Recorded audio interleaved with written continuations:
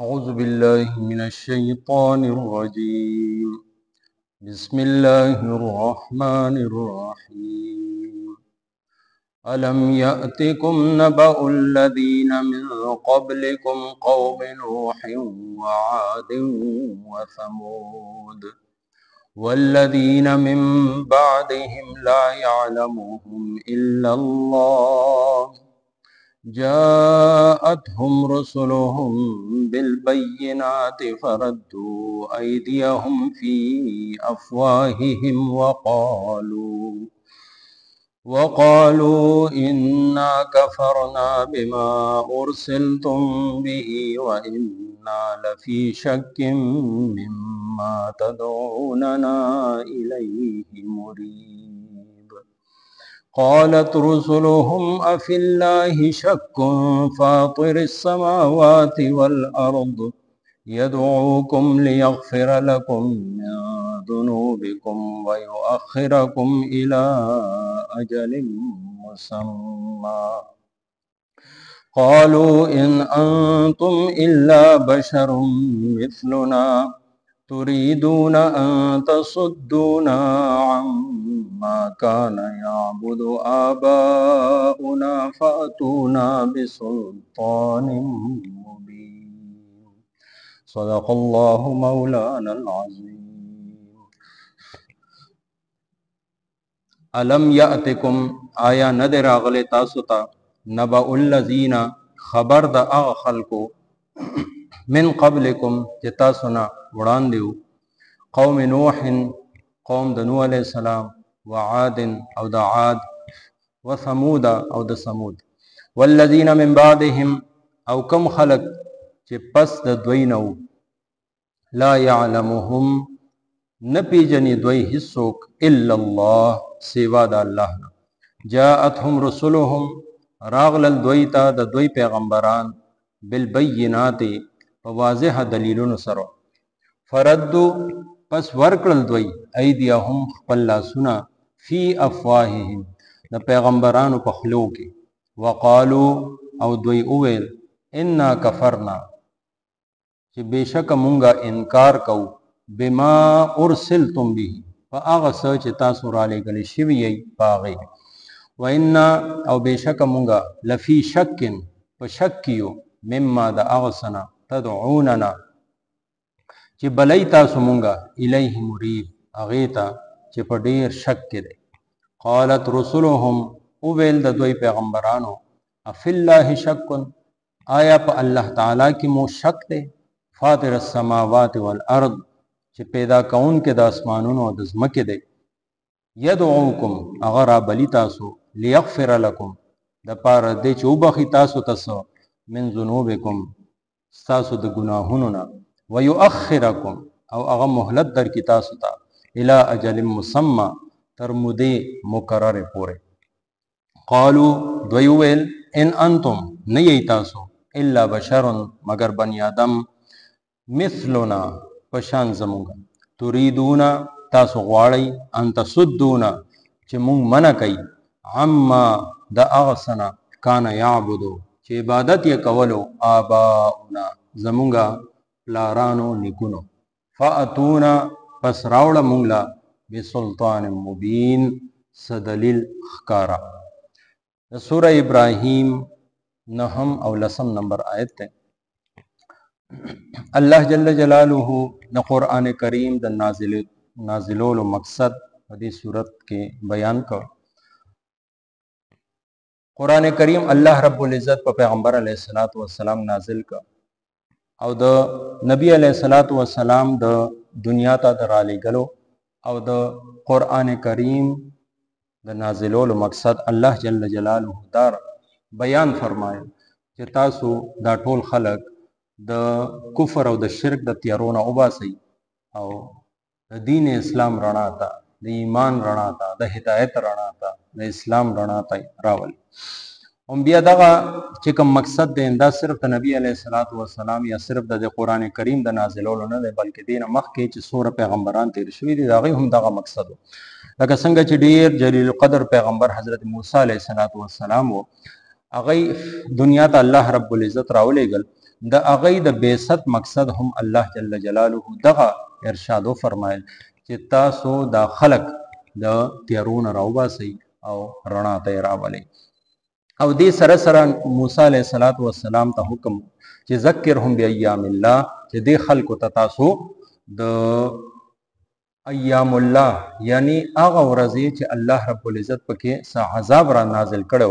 د هغې یادګیرنه ورته وکړي او دې سره سره د الله نعمتونه چې کوم دی باندې دي د هغې بیان وکړي. نو هغه ایام الله چې کوم وو چې هغې کې الله رب العزت په څه قومونو باندې عذابونه را لېږلي نو هغې کې د دریو قومونو دلته کې الله جل جلاله په 9 نمبر آیت کې تذکرہ فرمایي قوم نوح، قوم عاد او قوم ثمود. قوم نوح ته حضرت نوح علیه السلام راغلی او قوم عاد ته حضرت هود علیه السلام او قوم ثمود ته حضرت صالح علیه السلام.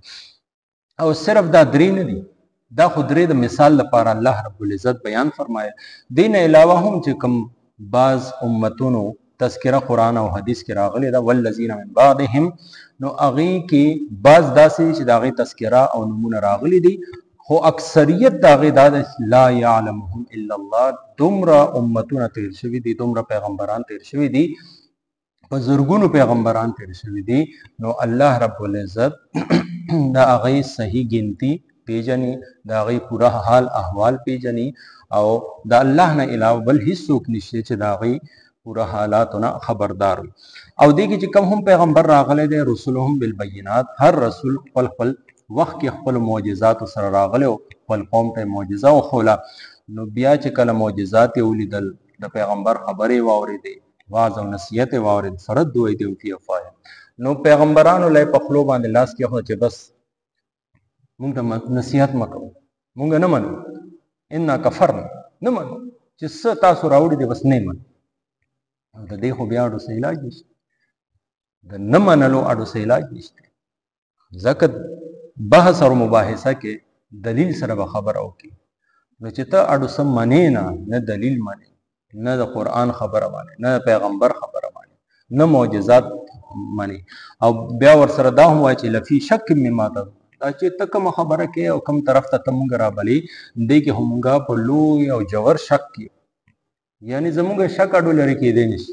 مطلب دا ده چې مونږ یې نه منو. که ته هر څه راړې، هر قسمه معجزه مونږ ته وښیې او هر قسمه دلیل مونږ ته وښیې نو مونږ بیا هم نه منو. دا اوس وګورئ دا پیغمبرانو سره هغې خلکو رویه ده چې کومو په باره کې پیغمبران خیرخواه دي، ټول عمر یې د خپل قوم خیرخواهي وکړه، هغه یې د آخرت د عذاب نه بچ کولو کوشش وکړه. نوح علیه السلام 9.5 کاله دا کار وکړ. دې نه علاوه چې څومره پیغمبران راغی خپل خپل امتونو ته په خپل خپل وخت کې دغه یادګیرنه کړې ده چې ای خلکه د الله ومنئ، الله طرف ته راشي، د الله خبره ومنئ او د الله رب العزت توحید او یووالی ومنئ، نو دنیا او آخرت کې به کامیاب شي. نو بیا پیغمبرانو خپل قوم پویولو دپاره بیا ته هغې ارشاد وفرمایل ورته افی الله شک، عجیبه خلک تاسو په الله رب العزت باره کې شک کوئ. هغه الله چې فاطر السماوات والارض چې اسمانونه هم هغه جوړ کړي، ځمکه هم هغه جوړه کړې ده. ځمکې د پاسه څه دي، ځمکې کې دننه څه دي، دریاب کې څه دي، سمندر کې څه دي، هوا فضا خلا کې څه دي، اسمان د پاسه څه دي، اسمان لاندې څه دي، 2 اسمانونو 3 اسمانونو 2 اسمانونو کې دننه څه دي، د هغې د پاسه هر څه الله رب العزت جوړ کړي دي. او هغې نه باوجود تاسو هغه کې شک کوئ، د هغه په متعلق چې خبره درته کېږي تاسو هغه کې شک کوئ. یدعوکم او هغه څومره خیرخواه دی ستاسو چې هغه تاسو بخښنې طرف ته رابلي، چې ستاسو ګناهونه معاف کړي، چې ستاسو لپاره چې کوشایش او وسعت او فراخي راولي، ستاسو آخرت خسته کړي، ستاسو دنیا خسته کړي. ویؤخرکم الی اجل مسمى او تاسو له نور مهلت درکړي. تاسو هو عذاب کوئ چې زر راوله او الله رب العزت غواړي چې تاسو له مهلت درکړي چې دې کې تاسو ښه سوچ سمج سره یو فیصله وکړئ او د حق چې کوم آواز دی هغې باندې لبیک ووایئ. نو هغوی ویې قالو ان انتم الا بشر مثلنا، نور څه دلیل ورته سره نه و، نور څه خبره ورسره نه و، تاسو خو زموږ په شان ته انسانان دي، تاسو څنګه چې موږ ته دعوت راکوئ، تاسو څنګه موږ ته وایئ چې موږ د الله پیغمبران یو، موږ طرف ته وحي راغلی دي. نو چې دا خبره یې وکړه نو ورسره یې دا ووي تریدون ان تصدونا عما کان یعبد آباؤنا، موږ چې په کومه لار د پلار او نیکه یو موږ په هغې باندې ته دا وایي چې مونږ د هغې نه منې شو مونږ نه منې کېږو. ها که تا سره نور څه دلیل یعنی کوم معجزات چې ولیدل هغې طرف ته توجه نه کوي بلکې وایي نور راته دې نه علاوه څه بل څه وښایه فاتونه بسلطان څه نور ښکاره دلایل. نو چې دوی مخکې نه دا اراده کړی چې نه یې منو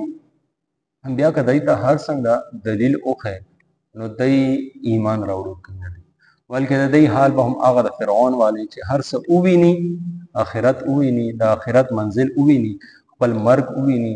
د عذاب فرښتې وویني بیا به وایي چې مونږ ایمان راوړو خو د هغه وخت ایمان بیا معتبر نه دی. الله رب العزت مال تاسو له ټولو مؤمنانو له په قرآن او سنت باندې عمل کولو توفیق راکړي. الم یأتکم آیا نه دی راغلی تاسو ته نبأ الذین خبر د هغه خلکو من قبلکم چې تاسو نه وړاندې وو قوم نوح د قوم د نوح علیه السلام وعاد او د عاد وثمود او د ثمود والذین من بعدهم او کم خلق چې پس د دوی نه وو لا یعلمهم نه پیژني دوی هیڅوک الا الله سوا د الله نه جاءتهم رسلهم راغلل دوی ته د دوی پیغمبران بالبینات په واضح دلیلونو سره فردو پس ورکړل دوی ایدیهم خپل لاسونه فی افواههم د پیغمبرانو په خولو کې وقالو او دوی وویل انا کفرنا بېشکه مونږه انکار کوو بما په هغه څه ارسلتم به چې تاسو رالیږلې شوي یې په هغې سره وإنا او بشک مونږه لفی شکن په شک یو مما د هغه څه نه تدعوننا چې تاسو بلئ مونږه الیه هغې ته مریب چې په ډېر شک کې دی. قالت اویل رسلهم د دوی پیغمبرانو افی الله آیا په الله تعالی کې شکن ستاسو شک دے فاطر السماوات چې پیدا کون کې دے السماوات والارض د اسمانونو او د ازمکه یدعوکم اغرا بلی تاسو لیغفر لکم د پاره دی چې وبخي تاسو تاسو من ذنوبکم د ګناهونو ستاسو نه ويؤخركم او مهلت در کی تاسو ته الى اجل مسمى ترمدی مقرر پوری. قالوا دوی ویل ان انتم نه تاسو الا بشر مگر بنی آدم مثلنا پشان زمونږه تريدون تاسو غواړئ ان تصدونا چې مونږه منې کوي عما د اوسنا کان یعبدو چې عبادت یې کولو آباؤنا زمونږه پلارانو نیکونو فاتونا پس راوړی مونږ بسلطان سدلیل مبین خکارا. آمین. الحمد لله رب العالمين الصلاة والسلام على سيد الأنبياء والمرسلين. اللهم استر عوراتنا وآمن روعاتنا اللهم حاسبنا حسابا يسيرا وصلى الله تعالى على خير خلقه محمد وآله وصحبه أجمعين برحمتك.